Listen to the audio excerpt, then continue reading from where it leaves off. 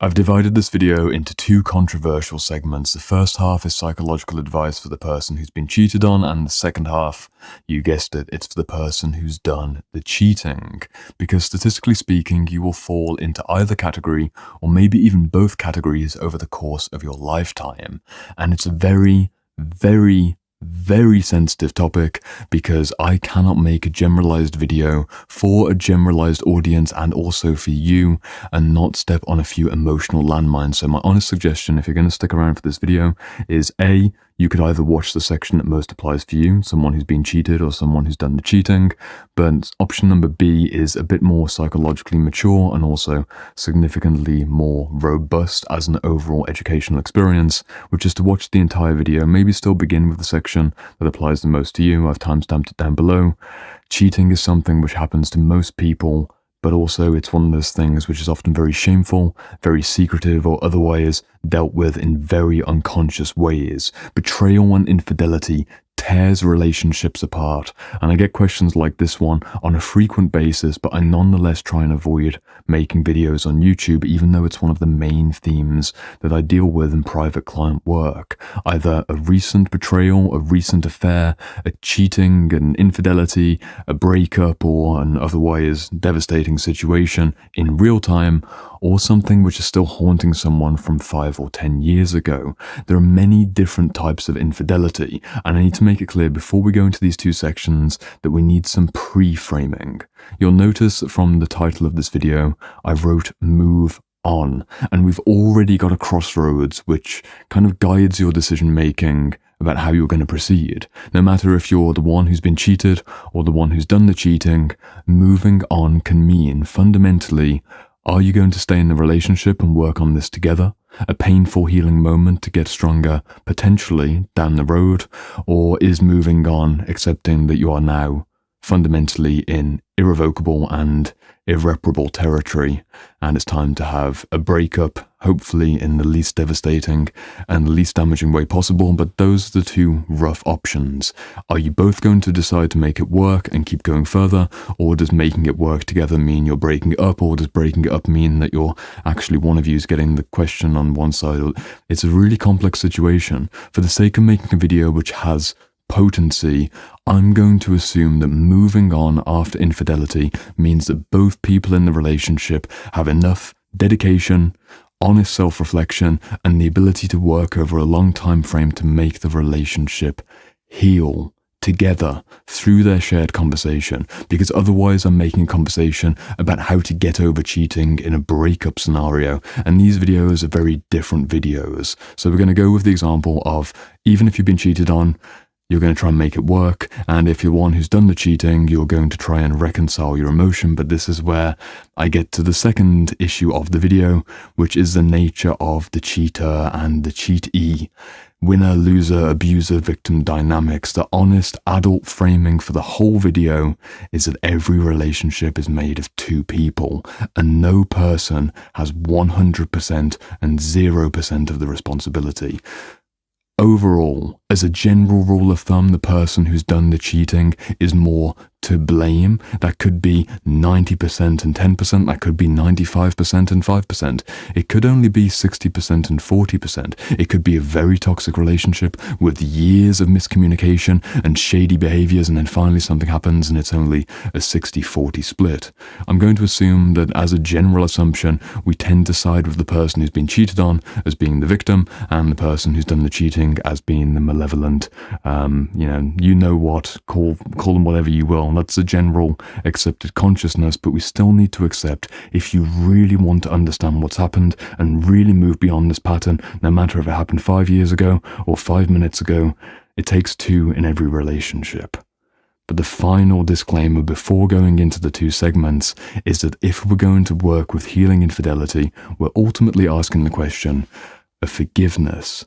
And what does it mean to work with the psychology of forgiveness? I've explored this over a few videos and dozens of client sessions over the years, and I've got my personal framework for how to move towards forgiveness, which I'm going to apply for this video. It's ultimately a 3-stage process of understanding, acceptance, and then forgiveness. You can't forgive unless you accept, and you can't accept unless you understand. The first moment, if you've chosen on the crossroads to go onto the healing pathway, the two of you together, is understanding what happened and why it happened. Once you understand what happened and why it happened, which is a process which can take days or potentially years, you can then move into acceptance. And once you have the place of acceptance, you can genuinely create an honest, emotional, permanent state of forgiveness. But so many people, even with the best of intentions, will try and prematurely get towards forgiveness, especially if there's children involved, or there's a particularly deep relationship and something happened. Maybe there was substances, or maybe there was some situation that was really out of the blue, a very stressful work situation that led to this, affair off in a foreign country on a business trip. All these special situations you can bypass towards forgiveness, and ultimately it doesn't really work on the long term, even if the relationship looks fixed on the outside. The fundamental framing for both the cheated and the cheater is to work along the understanding, acceptance, and forgiveness framework. It's a much deeper conversation than I can cover in just a single video, which is focused on infidelity. But I'm also going to switch it round on its head a few times in a way that you might not expect, and I might lose a few people. So the final disclaimer, and you can see why I don't do videos on this very often, because again, we've got so many caveats and specializations. You are a unique person. They are a unique person. Your relationship is a unique situation, and I can't really speak to your exact moment, because cheating for one person could mean the 18-year-old watching this video who's in their first significant relationship. It's been a month of dating and they kiss someone else at the party, or the inverse situation happened. Low-level cheating, it's still cheating, it's still heartbreaking, it's the most painful betrayal that 18-year-old has ever witnessed. Not to diminish it, it's genuine. But it's also genuine in the same way that a couple in their 40s who have several children together and they're deep in their marriage and there's a massive affair and there's a real chaotic, messy situation. That's also cheating. Cheating means so much across a spectrum, and we're not even having a conversation around what does it mean to have male or female friends? What does it mean to have the levels of closeness within those male or female friends? Is it cheating to emotionally bond in a certain intimate way with a male or female friend? At what point does physical intimacy become cheating? Is it cheating to go out for dinner together and give them a hug and a peck on the cheek afterwards? In some cultures, that's completely normal, completely polite. In other cultures, that's crossing the line, way too much intimacy. It depends on the culture, it depends on the individuals. The advice I would give for a newlywed couple in their early 30s in conservative America is very different from a more liberal couple in their 50s over in Eastern Europe. And any possible example that I could give, it's really, really unique. There are general principles I can explore for two of these segments, but if I get it wrong in this video and you feel like I just don't understand anything about the pain of infidelity on either side, it's because I might not be calibrated to your consciousness. When I'm working with people in private sessions, I really have a conversation based on them. If it's a young man I'm working with or a middle-aged woman, that's very different. If it's a middle-aged man or a younger woman, again, it's very different. It's not just gender stereotyped. It's the depth of the relationship. It's the level of consciousness of both individuals and the level of previous trauma healing, the level of overall self-understanding. And it also depends upon the relationship ethics, the relationship morals, and the ultimate trajectory of their particular style of relationship. Those are a variety of caveats. I'm trying to make this as actionable as possible. We're going to assume that moving on means healing together. We're going to assume that you're working along the understanding, acceptance, and forgiveness framework of moving towards genuine healing rather than just repairing the holes in the wall and not fixing the foundations. And I'm also going to assume that you have the general discernment to fill in the gaps and maybe create some philosophical reflection points that I won't fully answer that require your personal situation to be really plugged into the natural holes in a video like this. All this being said, let's move over to how to actually heal from infidelity and cheating if you're the person, firstly, who's been cheated on. This situation is something which is devastating, and rightly so. You can be in a moment where you feel like you trust someone more than anyone else in the world, and then you find out through a friend or you see something on their phone that actually all of that trust seemingly meant nothing. They were being dishonest in arguably one of the most sickening and stomach-churning ways when you find out that your partner has gone down that path. Some people will throw up, other people will go into rage, others will break down, others will storm out. There are so many visceral, agonizing responses to figuring out that your partner's been unfaithful.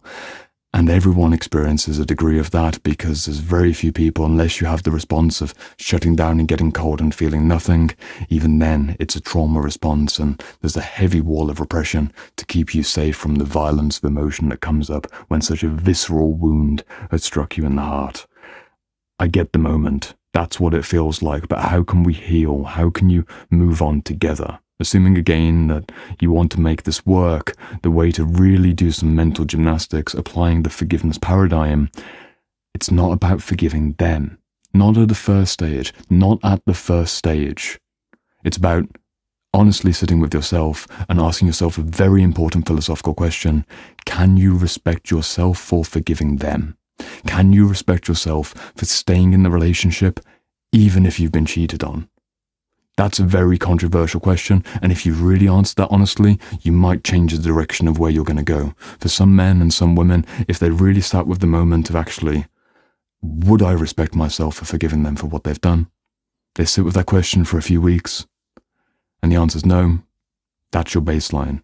For others who are maybe in more committed relationships, and again, the level of commitment, the level of years together, doesn't mean that necessarily there's an outcome, but usually if there's greater investment in the relationship in terms of family situations or financial agreements, or otherwise having a lifestyle where maybe you've got a shared business, or you're otherwise engaged in a wider community, and there was a moment of cheating where someone got drunk and went and had a one-night thing after 15 years of faithful marriage, that's usually more of a, okay, potentially yes, I could forgive myself, but you have to work along that framework, and I'm going to come towards more of the classic conversation, but I'm really trying to have a conversation about how to long-term heal the pain of infidelity while you're working in the relationship together.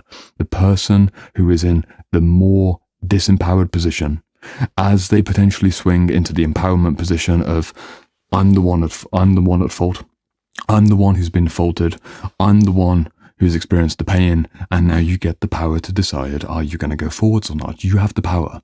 When you're in a conscious relationship, or there's a degree of them wanting to make it better, you have the power to say, I will make this work, and I'm going to try and work through this, but you better do this, this, and this, and we're going to have these conversations, and that's a whole process. But you're the one who gets that moment. The power is shifted in that very particularly painful and agonizing, chaotic moment, and the only question you need to ask is, are you willing to understand them?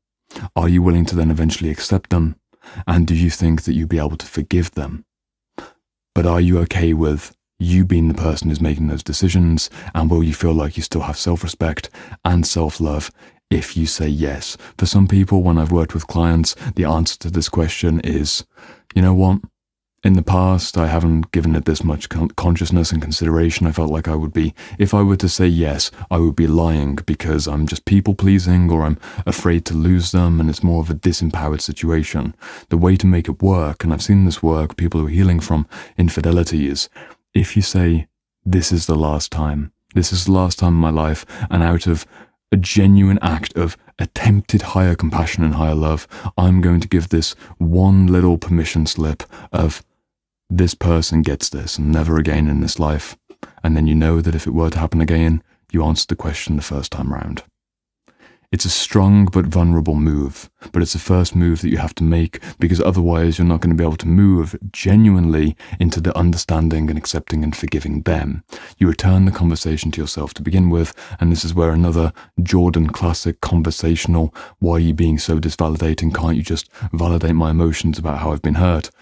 I'm sure many other people around you can have that conversation with you, and I don't disvalidate that. I'm trying to do what I can in a limited time frame on YouTube, and that means opening a bit more of a difficult, challenging question, which is owning your share of the shadow. Again, as we established at the start of the video, that 95%, 5%, that 60%, 50, 40%, whatever that mix might be, you do have your share of the relationship, and this is a moment where you can understand and accept and forgive yourself for the situations that led you to this exact moment of betrayal and heartbreak. And it could even be the moment when you sit back, again, this is deep reflection. I know it's tough. I know it's incredibly mind-warping. You go and think, wow, I should never have dated them in the first place. I'm 6 months, I'm 2 years, I'm 5 years into this relationship. I saw all of these red flags from the beginning. Wow. New level of understanding. I don't know what happened. I made that mistake back then and this is the consequence. Or maybe something less dramatic. You've been neglecting the relationship in one way or another. You've been doing your own shady things with addiction or avoidance or not showing up in a relationship. There are things that everyone can own. And I understand that it's a deeply confronting mirror and it's much easier if you're in that fresh stage of you've been cheated on to then instantly focus all the attention on them, and you put yourself in this very dualistic paradigm of you being the victim and them being the abuser. That feels good for about 3 to 9 months. Some people pretend that they feel good in that relationship, kind of, I lost or I won and they lost because I broke up with them. Usually it then repeats in the next relationship. Please understand that I'm trying to prevent you either continuing to go down a toxic dynamic in your current relationship or repeating the same dynamic in the next relationship. If you use this painful opening as an opportunity to really reflect on your share of the shadow, your share of unconscious behaviors, you can not only safeguard your heart against personal and painful betrayals and infidelities in the future within this relationship or the next relationship, you genuinely get to a deeper level of understanding with yourself. Those are the 2 parts that I can really give to someone who's been cheated on, because then the advice for the second half of the video, where we're looking at the understanding and accepting of forgiving for the person who's done the cheating, there's much more of an overlap there. You can have the conversations with your partner and ask the right questions, and if they're conscious enough, you can go through the difficult conversations and you can guide it in a way where you work through with a therapist, or you work through over time, or you get the right kind of space. There are many agreements and many possibilities depending upon the relationship dynamic. What's within your control in this moment is, are you willing to be the person who's taken that forgiveness path, and does it feel like a higher consciousness, genuinely soulful move? Or if you're being honest to yourself, are you lying to yourself? Is it a false forgiveness and do you know it's going to crumble? And this could depend upon the freshness of the relationship, betrayal, and the freshness of the relationship overall, and so many particular factors. The second aspect that's within your control, owning your share of the shadow, and I'm in agreement that it's a smaller share of the shadow than the person who's initiated that painful process. But again, certain situations exist. I've seen many moments where one couple in the relationship was actively ignoring the other person for multiple years, and then the one who did the cheating was actually going through much more low-grade toxic dynamics for many years before the moment when they made out with someone at a party. And then it becomes this very twisted dynamic, which is why it's so difficult to speak in generalizations. Let's move over into the second half of the video. This video is going much longer than I expected because, again, difficult to speak in generalizations. What to do if you are the one who is cheated? How do you reconcile your consciousness? And for the people who are watching who've been cheated on, how to understand your partner as they're going through their healing process when they're coming to terms with why they did something which truly caused a lot of pain. Fundamentally, you need to also work along this understanding and acceptance and forgiveness paradigm. You need to give the time to yourself to understand the unmet needs and the unmet desires that led you into this situation. You then move towards a stage of acceptance. This could take months or years. And then finally a stage of self-forgiveness. But there's a few different concrete elements to the conversation, which is much more applicable, much more practical compared to the person who's been cheated on. Because one of the interesting relationship dynamics between cheated and cheater is that there is that power imbalance towards the person who's caused the most pain, generally speaking, is the cheater, and the person who then needs to do the most healing is again the cheater. But that also is in regards to boundaries and also in regards to some really deep and confronting self-reflection. The first place I recommend you start is trying to really sit down and reflect, what were the unmet needs in your relationship that led you astray? And did you have a proper understanding between a need and a desire? And this is where there's one of those moments that is so painful for you to really sit with if you know that the relationship wasn't working for many years and you didn't have the courage or the confidence to break it off and go into the next relationship, and you do the classic monkey branch swing into the next relationship before you're out of your current relationship. And again, this is far more common than you might think. It's a very popular strategy among people who are younger and more active on the dating market. They'll begin the next relationship, or they'll have backup partners ready to go. You've got a series of friends on your phone that if you were hitting them up at a certain time in the morning, they're suddenly going to be in bed with you. You kept those backup partners. You had the options in the back of your mind, and if you kept that there for a few years, just an honest moment of self-reflection that clearly you didn't enjoy being in this relationship, or maybe there's a deeper issue on sensual, intimate fulfillment, or emotional fulfillment in terms of love and connection, or intellectual or spiritual fulfillment that wasn't being met in your current relationship. And the other person or the other people seem to hold that projection and hold that romantic golden shadow in a way that your current partner didn't. Therefore, you went towards them and you chased them to the point of hurting your partner. That's one of the main conversations. And if you can find the separating point between an unmet genuine need and a false need, an unmet genuine desire and a false desire, you have the tools that you need to never do this again. But you need to also have the clarity of consciousness to really believe that it's worth not doing this again. If there was no real punishment, and if there's no real sense of guilt inside of you because you were in a dynamic where maybe you were ignored or you weren't given the love and attention that you needed for many years, you might not feel a sense of guilt that you went and scratched your own itch elsewhere. And that's again a common dynamic amongst especially younger people before they get into marriage and children. But again, deep into marriage, the situation can occur. If there's no real guilt inside of you, you haven't got the emotional fuel to actually change the pattern. But usually if you're a conscious person and you genuinely love your partner, you're going to see them crying and throwing up in the toilet and going through all the pain and the agony that you caused in them in that particular moment. And your heart's going to feel the weight of healthy guilt. Not unhealthy shame or artificial shame and guilt. I mean a genuinely healthy guilt that you did something which was morally reprehensible. And if you don't want to do that again, it's owning your own mistakes in a way where you understand why it happened, and then you can move towards acceptance. But the acceptance is built upon the boundary of not doing it again for multiple years, and ideally never, right? That's where you want to move towards. Otherwise, you're not having the conversation with me. You actually want to move towards breaking up or going into the next relationship. And again, I'm speaking to the people who have specifically done the cheating. It's your responsibility to sit with yourself quietly, take a step back from the relationship, no matter the depth. New relationship, long-term relationship, married with children. Are you actually willing to put in the work to make this relationship work? Or have you outgrown the relationship for one reason or another, and that straying was a miscalibrated, desperate attempt to go and get something that you've wanted all along? And this is the moment where, unfortunately, you didn't have a conscious situation where you had the breakup or the divorce, and it was a conversational moment, and you waited 3, 6, 9, however many months until then getting into the next relationship. We're humans. Not everything is perfect. What's within your control is being honest with yourself.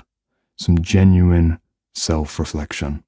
And if you reflect that you do want to continue in the relationship, expect that you need to build back that trust with your partner through showing up in their pain and being willing to explain, but not over-explain, being willing to listen. And ideally, if they're a conscious partner, many months into the journey, they will be able to say, you know what, and this is my share of the shadow, and I love you so much, and I never want to go there again with you, and especially not with how much history we have and how much future we have together.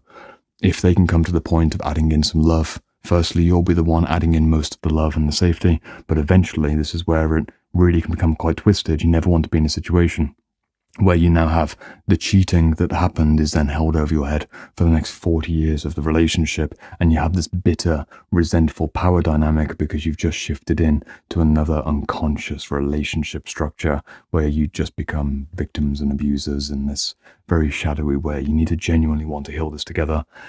It's arguably your choice at this moment of if you're going to do that work. Is there any more practical advice I could give? Not really for the sake of a generalized video, because it depends upon you and your partner. And there are many, many, many specifics of why people go astray. It can just be because the intimate experiences with your current partner were no longer satisfying and you just had a novelty itch and you're a bit of a dopamine chaser. It's usually actually a bit more of a deeper conversation about emotional fulfillment, intellectual and spiritual fulfillment not quite being there, and you're looking for a greater sense of witnessing, because ultimately a lot of the attachment issues within infidelity and relationship betrayal and destruction is when the two people who are in the relationship don't have the capacity to witness or experience a relationship at the level of depth and the multiple angles of depth and breadth that the other person demands. That goes on for too many years in a row, and it feels like there's almost a significant chunk of you missing over here, and you imagine that another person has the jigsaw piece to slot right into you, which is why it feels so euphoric with all that romantic projection right at the beginning when you've gone into the relationship moment of cheating on your partner, and then of course the guilt comes back because you realize that it was projection, and even if some of it was true, it's so messy. There's not much more I can do in a single video. What I hope you've gotten from this video is that there is always a share of the shadow which you can sit with and be honest with, and to also really truly understand that understanding, acceptance, and forgiveness is a many-year process with relationship betrayal and infidelity, and the idea of being completely healed doesn't mean you never think of it again. Whether you're the one who's been cheated on or the one who's done the cheating, you can't expect that within 6 months of you doing all the work correctly or doing it at true depth, that there won't be another moment in the future where there's a flashback or there's a moment of insecurity and you're expected to show up proportionally together to make that better. And it's being willing to have this conversation maybe a few times a year in the third year of healing together, that this has happened. This has happened, and I started to remember, I'm just feeling a bit disconnected from you. I'm feeling, I'm worried about how you interact with that person at the checkout, and it triggered all the old emotions. Can we talk about this? And if you have a loving, conscious partner, of course they're going to work through it with you. The whole video has been built upon the premise that you have a loving, conscious partner, because otherwise, unfortunately, and this is the majority of situations, if you've listened to this whole video and you don't resonate with what I'm saying, you're like, this is garbage advice, this is so relevant, he is just a piece of so-and-so, or she is just the worst thing ever, I don't want to be with them anymore, then you've got your answer. You move on after cheating by breaking up and never going back. You found your choice. That's also most people. I don't know what percentage of people can heal in a relationship after an infidelity and cheating, and again, it depends on, is it making out drunkenly at a party, or is it a long, many-year affair with a second family or a third family or all kinds of financial situations. Most people don't heal from infidelities and betrayals, which is why also we have over 50% divorce rate, and still there are many marriages out there which are divorces waiting to happen. It's very sad, it's very tragic. I think my best possible estimation of how many men are healthy and how many women are healthy within the active dating market of about 18 to 50 is probably about 10%, if that. I really do believe that. I think 90% of people, because they haven't done their trauma work and they haven't been genuinely reflective and they don't know how to interact with themselves or interact with another person in a way that's sustainable and conscious, they are set up for situations like cheating and betrayal. And even if it doesn't get towards the most extreme, where 90%, I'm not saying 90% of people are going to cheat or be cheated on, but statistically over a lifetime, that number is very, very high. And it's because we don't understand ourselves. And when we don't understand ourselves, we don't accept our temptations and compulsions, and we also don't have the ability to then reel back the shadow, to not go and chase the next girl that catches your attention, or the man who seems successful because he's got high status at the business party. Whatever it might be, we don't know ourselves. And that's what causes the pain. And I've tried my best to give you a mirror as compassionate as possible towards deeper self-knowing so you can repair the relationship you're in, or at the very least, be in a much healthier, much more fulfilling, deeper partnership the next time around. Leave a comment in the comment section if you want an expansion. Otherwise, I'll see you in the Shadow Work playlist where we deal with relationship shadows at even more depth. It's the best work of my life. I'll see you over here. There's 15 videos.